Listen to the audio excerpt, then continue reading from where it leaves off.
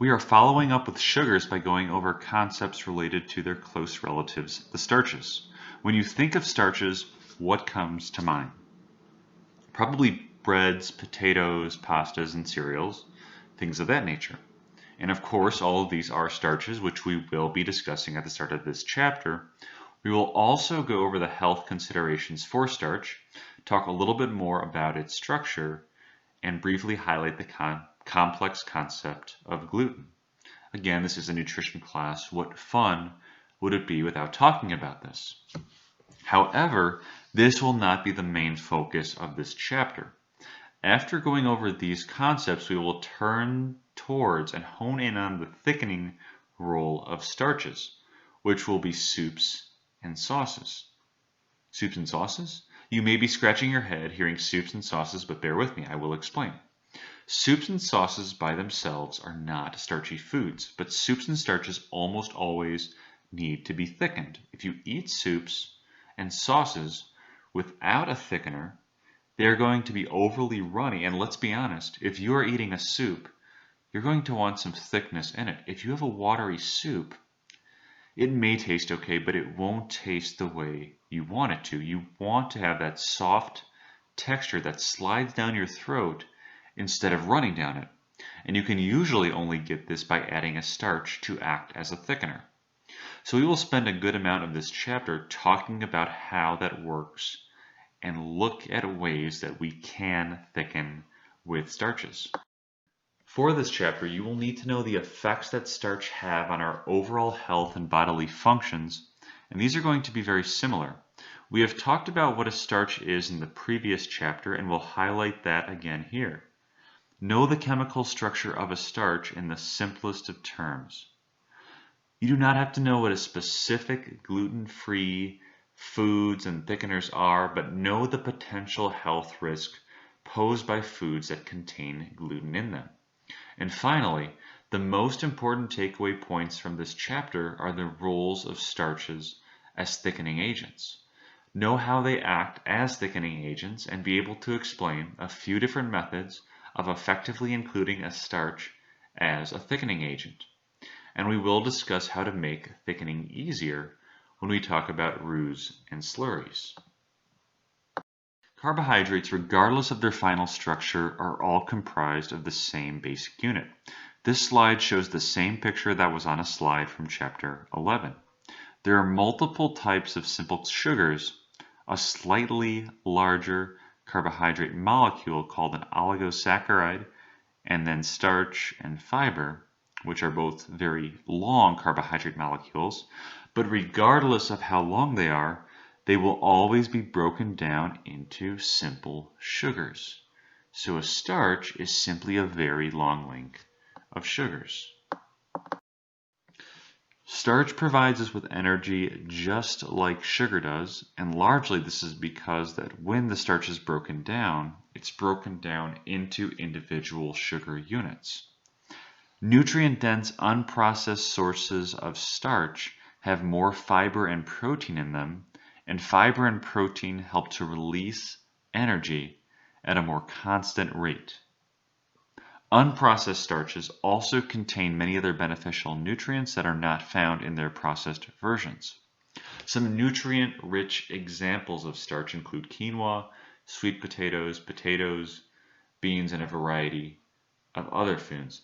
And because refined starches usually just have high amounts of carbohydrates, maybe some protein in them, but mostly carbohydrates and not many other nutrients, they're going to be broken down and processed by our body in the exact same way that sugar is. Consider gluten for just 1 second. Gluten is designed to form bonds in baked goods. These bonds create a tougher structure. So it almost makes sense that when we eat foods with this very tough structure, that we are going to maybe put ourselves at risks for digestive or internal complications. And that is exactly what happens with celiac disease and with gluten intolerance. These are both characterized by an intolerance to gluten, and this manifests itself through digestive complications and internal inflammation. Gluten intolerance is more mild, and celiac disease is more severe. So the inflammation and the digestive issues are much more severe with celiac disease than they are with minor gluten intolerance. And what is being found out now is that many more people than 10, 20, 30 years ago are being able to relate their specific digestive issues or health complications due to some type of gluten intolerance. So the diagnosed prevalence is going way up. It's probably been around just the same for as long as we've been eating gluten, but a lot more people are finding out that they do have some gluten intolerance or celiac disease. And it's found in wheat, barley, and rye. Some gluten-free starches that do not fall into this category are quinoa, rice, oats, and sweet potatoes. In this chapter, we're looking at the role of starches as thickening agents, and these are examples of a few gluten-free thickening agents. By thickening these foods, the starch provides a thicker, more desirable texture. Think about when you eat a tomato soup. If it was very watery, how good would that taste? Now, when you put some starch into that mixture, which is the case for most tomato soups, you get a very thick, warm mixture that feels soft in your mouth and goes down very smoothly. A starch paste has a very thick and consistent texture with starch granules that are swollen because they have absorbed a great deal of water, which has occurred very effectively through the cooking process. Starch is going to absorb water when it is mixed with a liquid, even if it's without heat or at room temperature. But if it is without heat, this is a very reversible process. When the starch is heated with a liquid, it will begin to become a permanent mixture. This is a process known as gelatinization.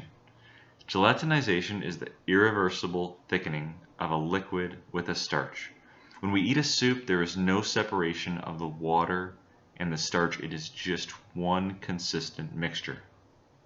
The final solution that occurs from heating liquid with starch is known as a starch paste. So again, this requires heat in order to occur. And the starch paste, it's very thick and again, permanently consistent mass of swollen starch granules. So there's more to forming a starch paste than just mixing water with that starch powder. You have to use heat. So ideally you'd use a direct source of heat or conduction and heat it at a boiling temperature. If you heat the starch paste very quickly, more starch molecules can swell. While you're mixing the starch, you should always be stirring it. And so this is going to prevent a very even mixture of that starch so that there's not uneven sections that are being swollen because there's more heat in one section. And then finally, a high pH or a basic pH makes starch less effective as a thickener, so it may be beneficial to add some type of acidic ingredient if you are using mostly basic ingredients. Temperature is very important to starch mixtures because a very high temperature is required to create a very stable, more permanent solution. Starches absorb water without heat, but again, this is unstable and it can easily separate the starch from the water. When starch molecules are heated with water or with a liquid, a more stable structure is created through a process known as gelatinization. The starch molecules have soaked up the water and swollen up. This is causing the entire mixture to be thicker and very consistent. The thickening that occurs through the heating is irreversible at this point, even if it is cooled or chilled. When starch pastes are cooled or chilled, a process known as retrogradation occurs. This involves the formation of an actual gel. This gel cannot occur through the room temperature mixing of the starch and the liquid. It has to be heated first, and then it must be cooled. This leaves an undesirable reaction, which you can see on the right. You may have seen this in refrigerated soup before. It will look a lot like this picture, which does not look good in a soup. Fortunately, this process is reversible, as we will discuss and make clear on the next slide. But again, retrogradation is not something that we're really trying to ever get. It's going to happen when we cool starch paste, but it's not a desirable reaction. Hopefully you will never use Play-Doh as a thickening agent of a soup or a sauce. But what is going on in this picture is the exact same thing that's going to happen to starch once it becomes a gel. And what's going on in this picture is the cooling of that gel, which is a process known as retrogradation. So first of all, you have to have the gel formation. So the starch paste must be created through cooking, but once it's cooked, then retrogradation can occur. So once starch is heated, it becomes thicker. Now in this picture, you can see what's going on when the starch is heated on the left side of the screen. So you can see that the molecules are a little bit more dispersed and not quite as close to each other as they are on the right. And that's because they're moving around very rapidly, and that's what happens when things are heated. Just like in boiling water, things are moving around very rapidly. Now when things cool, so when the starch mixture cools, things start to settle a bit and they become more condensed and compact, like you can see on the right side of the screen.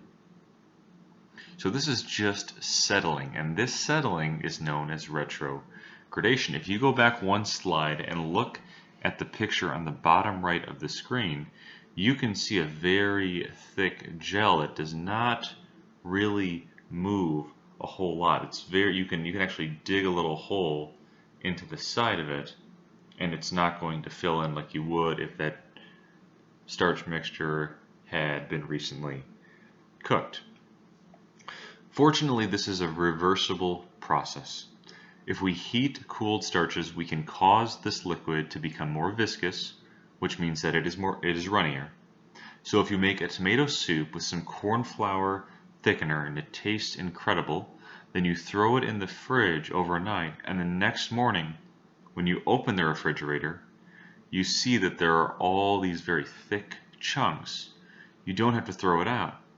Those same chunks are the ones that you ate the day before.